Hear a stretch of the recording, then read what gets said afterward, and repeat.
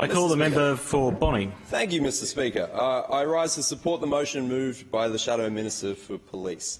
Once again, I want to bring to this parliament's attention the experiences of people in my part of the Gold Coast as they deal with a surge in crime. That's everything from hooning, and we saw another incident along Turpin Road last week with a P-plate vehicle crashing into a fence, break-and-enters, theft, domestic violence and other assaults. I'm hearing constantly the frustration of my community at the level of crime that seems to be accepted by this government.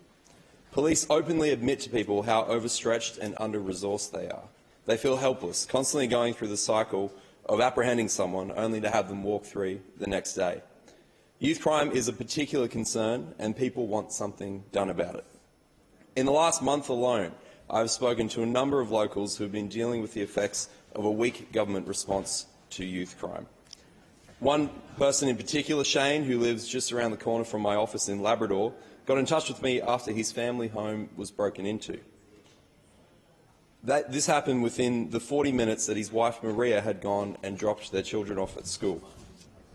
4 teenagers kicked in their door and stole over $10,000 worth of their belongings. On getting back to the house, his wife noticed one of the teens standing on their nature strip. When she realised what was happening, that what they were trying to do, she tried to lock them in and take photographs of them. They knocked her over as they broke out of the house, and she ended up with a black eye. The police knew exactly who it was from the photos because they already had a lengthy rap sheet. Despite that, they were released within 24 hours and went on to steal from the local IGA within days. Those 4 were aged between 13 and 15. Shane and his wife have had the whole house relocked. They bought a safe and they now use 4 different keys to get in the door, but he said it's worth it just to make his family feel secure. His wife is now always on edge, especially at night.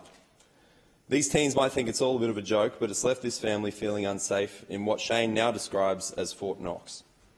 With another story from Arundel, my friend PJ got in touch after her house was ransacked. They had multiple smashed windows. The house was absolutely pulled apart with every drawer open and all their stuff spread out everywhere. iPads, phones, jewellery, sunglasses and other irreplaceable items were all taken. PJ's daughter Billy is only young and she's been really rattled by the event, as has the rest of their family. It's almost 2 weeks later, and although the police have fingerprints, nothing has been done due to the backlog of cases. Police in this case believe it could be the kids they've arrested only weeks ago. I've mentioned before the Messenger group chat that I'm in with local residents of One Street who are sick of some teenagers terrorising their neighbourhood at the back of Labrador off Freeman Street. These kids are jumping off on the roof of the bus stop, they're abusing bus drivers, they've attempted to rob a food delivery driver, they've deliberately released one of the residents' birds, and they've even stolen a car.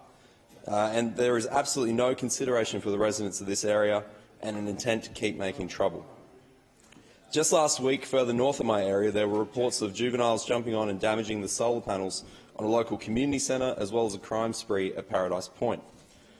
A number of youth there have been accused of terrorising local shopkeepers, even threatening one with an electronic device believed to be a taser.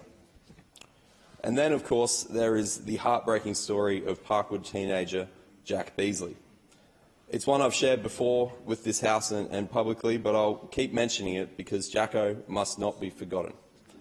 Jack was stabbed to death in Surfers Paradise not long before Christmas last year and only months after graduating from Pacific Pines State High.